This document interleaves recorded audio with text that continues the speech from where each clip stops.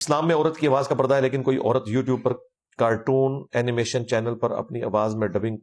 کرنا چاہے تو کیا یہ جائز ہے یا نہیں؟ دیکھیں، کارٹون وغیرہ جو بچوں کے لیے ہوتے ہیں اس کے لیے تو پھر شرعی احکام بالکل ڈیفرنٹ ہے، اور عورت کا بھی جو ہم پردہ کہتے ہیں وہ اس صورت میں جب وہ مردوں کو تعلیم دے رہی ہو۔ اگر عورتیں عورتوں کو تعلیم دیں تو بالکل درست ہے۔ اسی طریقے سے جو عورتیں کاروبار کرتی ہیں، ان کے پاس مرد کسٹمر آتے ہیں تو ان کے ساتھ گفتگو کر سکتی ہے، وہاں پہ وہ پردے والا معاملہ نہیں، وہاں پہ صرف نگاہ کے پردے تک معاملہ ہے۔ اسی طریقے سے ہماری جو گھروں کی عورتیں درزیوں کو جا کے کپڑے دیتی ہیں، ان کو سمجھاتی ہیں، تو وہ بھی ایک مرد و عورت کا آپس میں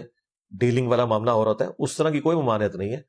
ممانعت جو ہے نا وہ چھپی دوستی کی، ایک دوسرے سے اٹریکٹیو طریقے سے لچھے دار انداز میں گفتگو کرنے کی، وہ قرآن میں نبی کی بیویوں کے ساتھ بھی گفتگو اس طرح کی کرنے سے منع کیا گیا، لیکن گفتگو کرنے سے منع نہیں کیا گیا۔ سورہ احزاب میں ہے کہ اگر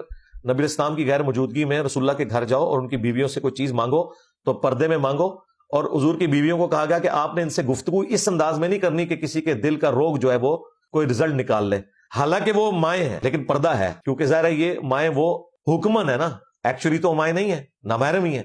وہ تو حکمن ہو گئی نا، اس لیے ان سے پردہ بھی ہے۔